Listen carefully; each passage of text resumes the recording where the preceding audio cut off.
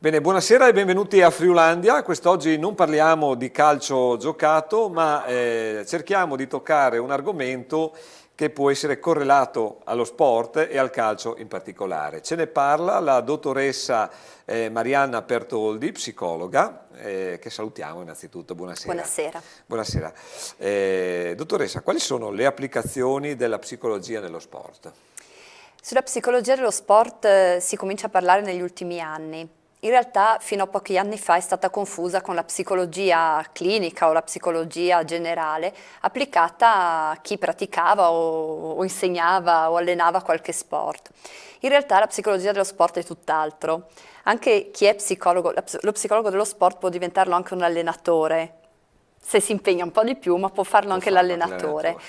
In realtà, essendo psicologi, si ha una marcia in più, perché se c'è qualcosa sotto, insomma, si riesce a... Si conoscono un po' la materia alla fonte, diciamo. Sì, un po' meglio. Ma in realtà la psicologia dello sport lavora a un livello abbastanza superficiale, non va a fare la psicologia del profondo, non va ad analizzare i problemi psichici o mentali o relazionali dell'atleta o della squadra. In realtà si occupa in generale sulle gerarchie, anche sulle dinamiche relazionali che ci possono essere, ad esempio fra il presidente di una società, l'allenatore stesso, l'allenatore in seconda, il preparatore atletico, l'atleta, il giocatore panchinaro, no? Come dicevamo, il panchinaro fuori via, si nomina sempre. Poi si occupa anche di come formare gli allenatori in base alle varie età dell'atleta. L'atleta può cominciare ai 4 anni a fare sport e non può non smettere mai finché campa. Quindi in realtà la metodologia dell'allenamento e quello che si fa con gli atleti in base alle varie età fa parte della psicologia dello sport proprio. Infine, la psicologia dello sport, quello su cui è il grosso, su cui si lavora, è il mental training. Il mental training è proprio l'allenamento mentale dell'atleta. Questo diciamo è più a livello professionistico, no? Come funziona? Così cerchiamo di incuriosire un po' il nostro pubblico. Come funziona? Cos'è questo mental training così definito? Allora, il mental training, come dice il nome stesso, io sono una italiofila, quindi traduco tutti i termini che vengono dall'inglese, è, come dice la parola stessa, l'allenamento mentale. L'allenamento mentale è esattamente come quello fisico o come quello tecnico. Si crea la consapevolezza di alcune abilità, come possono essere, non so, tecniche, un calcio, un pugno, io vengo dalle arti marziali, quindi usiamo anche le braccia, o atleticamente un salto, una corsa. Allo stesso modo si crea la consapevolezza delle abilità mentali, che sono 6, e si impara ad allenarle con degli esercizi specifici che vengono protratti nel tempo, come funziona per il corpo, funziona anche per la mente. Quindi si cerca di trovare una prestazione ottimale dell'atleta in questo caso? Si cerca di portare l'atleta allo stato di vetta o peak performance, traduco anche qua, sì. Flow, peak performance, stato di vetta, optimal performance, viene chiamato in un sacco di modi. È quella condizione che l'atleta ha provato almeno una volta nella vita, solitamente per una botta di fortuna, e noi cerchiamo di ricrearla volontariamente attraverso l'allenamento delle abilità mentali, quindi con la consapevolezza dei propri valori di prestazione ottimale. E su quali età, diciamo, ha più successo questo allenamento mentale? Ci sono delle abilità che si possono allenare già con i bambini. Collaborando con una scuola per portieri di calcio, già i bambini della prima fascia, quelli dagli 8 ai 12-13, alcune abilità mentali le lavoriamo già con quelle più semplici. Alcune invece sono più complesse e bisogna che il bambino raggiunga i 12 anni e quindi la capacità di astrazione per poter avere la consapevolezza e l'allenamento di alcune... Da profano, cosa sono le abilità mentali? Cioè, cosa intende per abilità mentali? Le abilità mentali sono 6, sono molto semplici. Sono la formulazione degli obiettivi, la gestione della propria attivazione psicofisica, che viene tecnicamente chiamata arousal, il pensiero, il self-talk, ognuno di noi parla con se stesso e cerchiamo di creare una consapevolezza, un buon parlare con se stessi, quindi anche per superare l'errore, ad esempio, nella prestazione di gara. La consapevolezza. La consapevolezza e anche delle indicazioni che noi, dei comandi che ci possiamo dare di incoraggiamento tecnici. Poi abbiamo l'imagery, che è tradotto erroneamente con visualizzazione, perché l'imagery in realtà è un'esperienza multisensoriale che viene utilizzata anche per la correzione dell'errore, e quindi un riprodurre il gesto tecnico o atletico di gara secondo tutti i nostri sensi. Poi abbiamo la corretta gestione dell'attenzione, e anche questa è un argomento più profondo di quello che si conosce di solito, perché l'attenzione non è l'attenzione, ad esempio in una partita di calcio 90 minuti, non può esserci attenzione per 90 minuti, quindi bisogna imparare a gestirsela dove serve di più e dove ci si può mollare un pochino. E infine le emozioni. Tutte queste 6 abilità mentali di base, combinate fra di loro, danno frutto anche a una gestione della motivazione e della famosissima ansia da prestazione. Lei tiene anche corsi per dirigenti dell'Ocsen, quindi l'Ocsen è un ente di promozione sportiva, diciamo, che ha più branchie sportive, quindi ha dal calcio alle arti marziali, al ciclismo, ha un po' di tutto. Quali sono gli argomenti che sviscera? Cioè, ci sono degli argomenti generali che lei tocca, oppure ci sono poi delle cose specifiche che va a Dato che l'Ocsen è un ente promozionale che riguarda più attività, quando teniamo dei corsi per allenatori, per istruttori o per dirigenti, prendiamo tutti insieme, non facciamo separato una disciplina dall'altra. Quindi mi tengo ovviamente sul generale, anche perché la metodologia di allenamento in base alle fasce d'età è uguale per tutti, non cambia in base naturalmente all'attività sportiva che si fa. E prendiamo proprio l'allenamento con i bambini, con l'atleta maturo, con l'atleta adulto, con l'atleta agonista, non agonista, lo sport di squadra, lo sport non di squadra, la terza età o l'atleta che non ha mai fatto niente, che a 40-50 anni decide di fare qualcosa, come gestirlo perché non si faccia male.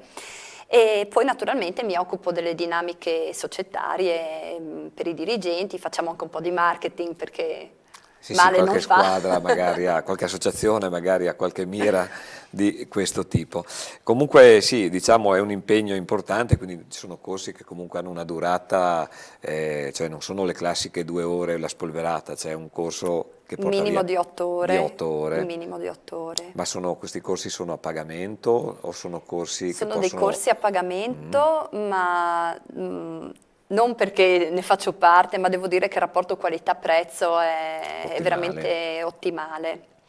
Quali sono invece gli importanti, quanto sono importanti nello sport l'autostima, la motivazione, le reazioni emotive che ci possono essere in risposta, diciamo, alle varie pressioni, anche a livello amatoriale, anche se a livello amatoriale poi pressioni, diciamo, non dovrebbero esserci perché l'esasperazione dovrebbe essere bandita, no? Allora, nella psicologia si dice che c'è un passaggio che è consapevolezza, responsabilità, controllo. Questo naturalmente vale per tutte le nostre capacità mentali. Quindi creare la consapevolezza di quali sono le abilità mentali aiuta le persone anche ad avere un po' più chiari quali sono i propri obiettivi. Naturalmente per la squadra bisogna avere chiari gli obiettivi propri individuali, ma anche quelli della squadra, e naturalmente quelli individuali vengono messi un attimino sotto al secondo posto, certo, rispetto alla squadra. Ed è importante parlarne fra atleti, con l'allenatore, ma anche a livello amatoriale. Se un gruppo di amici si trova, è bene che sia chiaro per tutti quali sono gli obiettivi del gruppo. Quindi fissare degli obiettivi a inizio stagione e cercare di perseguirli sostanzialmente. E soprattutto che questi obiettivi siano condivisi, perché la condivisione dell'obiettivo è quella che crea la motivazione, e la motivazione è il motore di tutto, naturalmente. Poi l'autostima è collegata con la motivazione, nel senso che se io riesco a raggiungere l'obiettivo che mi sono posto, allora credo in me stesso, mi stimo e penso di avere il senso di cosiddetta autoefficacia. Se invece non riesco a raggiungere gli obiettivi che mi sono posto, comincio ad avere il senso di frustrazione, a cui segue solitamente l'abbandono dell'attività che sto praticando. Quindi crea proprio una disaffezione questa situazione. Sì. Ci sono sport invece che necessitano più di altri di un apporto psicologico, o comunque di una persona che sappia curare, diciamo, i momenti pericolosi, chiamiamolo così, dell'attività? Naturalmente il mental training viene applicato di più sull'agonismo, questo per una questione puramente economica, certo. perché comunque un preparatore mentale come quello atletico e come quello tecnico va pagato. Chiaramente.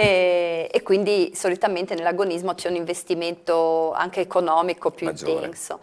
Ma alcuni che hanno proprio la passione, magari hanno avuto un incidente o un infortunio o un trauma o una sospensione per un motivo X, ma anche volontario, per un cambiamento dello stile di vita, qualsiasi cosa, a volte fanno fatica a riprendere, ma pur essendo la loro passione, proprio perché la loro passione vogliono riprenderla nonostante queste pause, quindi si rivolgono naturalmente al preparatore mentale che li aiuta attraverso le abilità mentali a superare l'impasse anche fisica. Poi naturalmente è diverso fra squadra e atleta individuale. Io ho lavorato con delle squadre e ho lavorato anche con degli atleti individuali. Con la squadra si fa un lavoro un po' più superficiale, si lavora sulle dinamiche del gruppo, sugli obiettivi appunto della squadra, ma il tempo per lavorare sull'individuo nelle squadre rimane pochino, mentre nello sport individuale, come ad esempio l'atletica, è uno sport che permette di lavorare al 100% perché l'individuo è completamente responsabile della sua prestazione, quindi si lavora di più proprio sulle abilità mentali per il raggiungimento dello stato di vetta. Quali sono state nella sua esperienza, diciamo, le squadre che l'hanno messa magari in difficoltà e quelle che magari ha avuto più facilità nel creare, diciamo, delle empatie con gli atleti, con i dirigenti? Dove c'è già sintonia nei vari livelli della gerarchia è naturalmente più facile lavorare perché ci si può concentrare solamente sullo sport puro. Dove non c'è tanta sintonia nei vari livelli della gerarchia bisogna prima dare una sistemata a quello per poter lavorare con gli atleti. Non ha voluto rispondere, ok, perfetto, benissimo. Bene, abbiamo concluso la prima parte, ritorneremo fra poco sempre con la dottoressa Pertoldi, ci sentiamo dopo la pubblicità.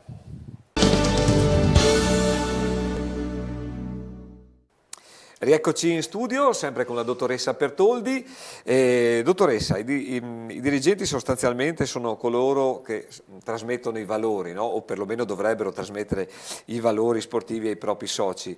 Crede che i corsi di formazione, diciamo, a questa categoria di persone aiutino a far crescere tutto l'ambiente e quali secondo lei sono le leve per motivare questi dirigenti poi a trasmettere i valori ai propri soci? Sicuramente il lavoro sui dirigenti è la base, nel senso che essendo loro la punta della piramide, se non fanno parte del gruppo è difficile poi lavorare a tutti i livelli. Naturalmente sono loro che devono dare l'input del principio secondo cui si lavora assieme. È chiaro che se un dirigente è completamente distaccato dallo sport di cui dirige la società, difficilmente poi negli scalini, chiamiamoli inferiori, c'è una buona sintonia degli obiettivi fondamentalmente. Quindi far capire ai dirigenti che il loro ruolo è importantissimo non solo per la struttura burocratica o gerarchica della società, ma anche proprio per quanto riguarda l'attività di cui loro si occupano, è di fondamentale importanza perché altrimenti alla cellula più piccola che è l'atleta, a qualsiasi livello, non arriva a niente. Quindi qua dobbiamo scindere anche tra due aspetti che sono forse in contrasto tra loro, partecipare o vincere. Come giudica, cioè come interviene in questo caso la psicologia? Spesso, anzi quasi sempre, quando parliamo di obiettivi mi dicono qual è il tuo obiettivo? Vincere. No, vincere non è un obiettivo, vincere è una conseguenza, è la conseguenza di un buon allenamento delle abilità mentali nello sport individuale, di un buon allenamento delle abilità mentali e sociali, chiamiamole così, per lo sport di squadra, e la consapevolezza e la condivisione degli obiettivi. E partecipare è l'opportunità che noi abbiamo di mettere in pratica tutte queste abilità che abbiamo consapevolizzato e imparato ad allenare, poi la vittoria è una conseguenza del nostro buon lavoro. Ma è quindi come si potrebbe, tra virgolette, curare quella esasperazione che sostanzialmente è data anche magari dagli esempi negativi che molti vedono attraverso la televisione? C'è una parte di cui si parla molto anche nei corsi dell'Oxen, che è proprio il discorso del motivare il risultato. Questa è una parte fondamentale. Il risultato non va mai giustificato, Non si può dire abbiamo vinto perché siamo i più forti o abbiamo perso perché siamo più deboli. Non è un motivare, un giustificare che non insegna niente a nessuno. E in tutti i livelli, dall'atleta al suo allenatore, al dirigente, al presidente, in tutti i livelli rimane un po' l'amaro in bocca, per dire così. Bisogna imparare a motivare il risultato. Quindi capire perché si è perso o perché si è vinto in modo da riproporre o non riproporre più le stesse condizioni. Quindi analizzare il contesto per poi cercare di modificare determinate situazioni. Naturalmente è questo che porta alla non esasperazione, perché l'esasperazione, come anche l'uso del doping, che ahimè è una piaga immensa, molto più di quello di cui si ha idea. Il mental training è proprio proposto anche come alternativa al doping, perché una persona, capendo e avendo consapevolezza e responsabilità e capendo i suoi limiti e le sue potenzialità, imparando a sfruttarle al massimo, non viene più esasperato dalle imposizioni esterne o dalle aspettative dei media anche. E quindi non gioca più ad esempio in uno sport di squadra per se stesso, ma giustamente pospone i suoi obiettivi personali a quelli del gruppo. Bene, adesso lasciamo riposare un po' la dottoressa e lanciamo un servizio che ci parla di medicina sportiva. Lo cura il dottor Poser. Ogni anno tutte le associazioni richiedono ai propri iscritti di effettuare la cosiddetta visita di idoneità alla pratica sportiva agonistica.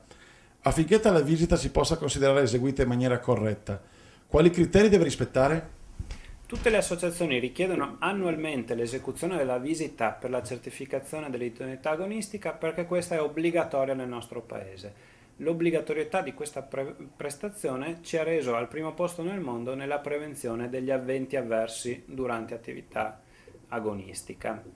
Quello che il medico deve fare assolutamente durante questa visita è un esame obiettivo completo, un'anamnesi molto accurata per appurare l'eventualità di casi di malattie in famiglia, deve eseguire una spirometria, deve misurare il peso e l'altezza del soggetto, valutare l'indice di massa corporea, deve misurare la pressione, deve fare l'esame delle urine, deve fare un elettrocardiogramma a riposo e dopo una prova da sforzo.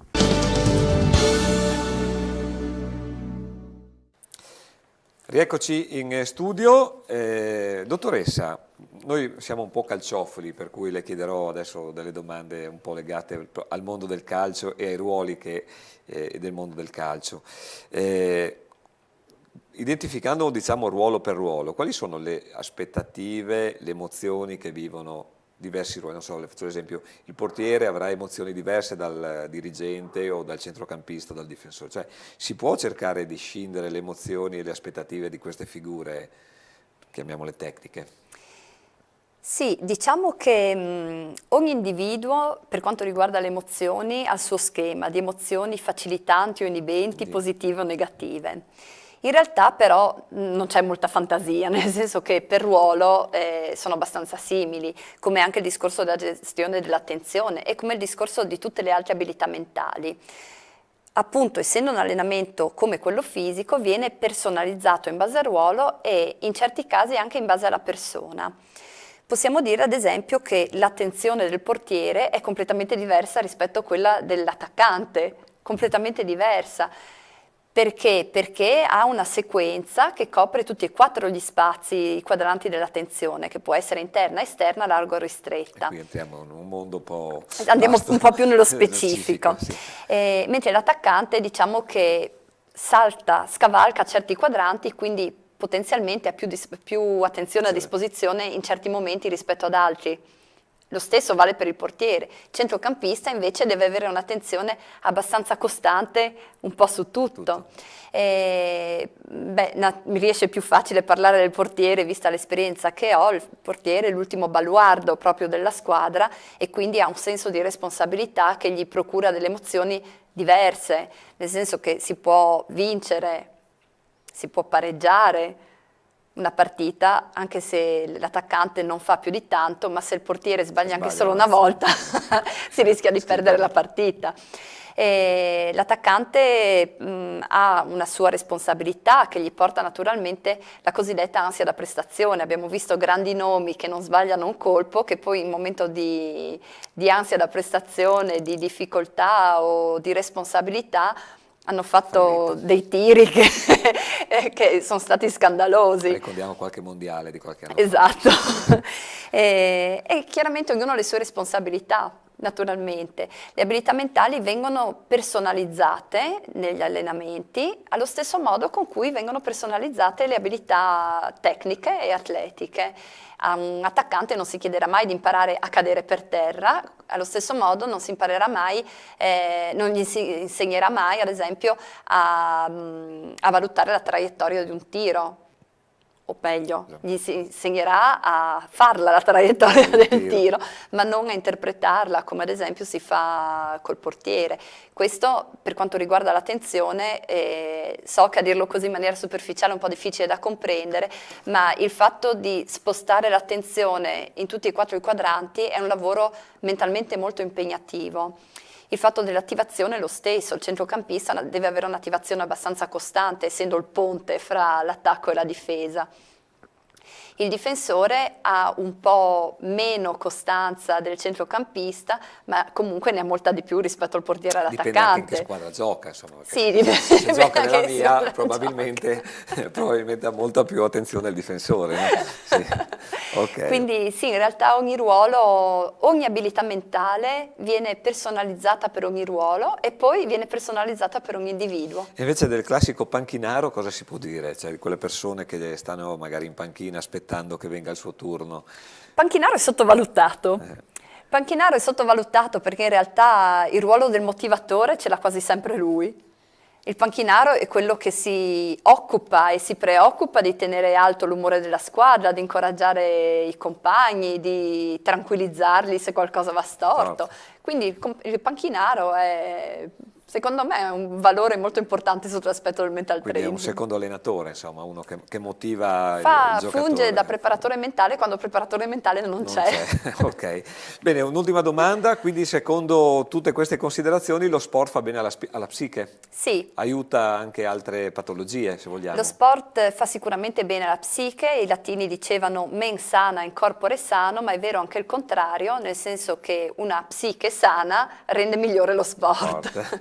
Bene, con questa definizione salutiamo la dottoressa Marianna Pertoldi, che ringraziamo per la sua, chiamiamola consulenza a questo punto, vi diamo appuntamento alle prossime puntate. Buona serata a tutti. Grazie a voi.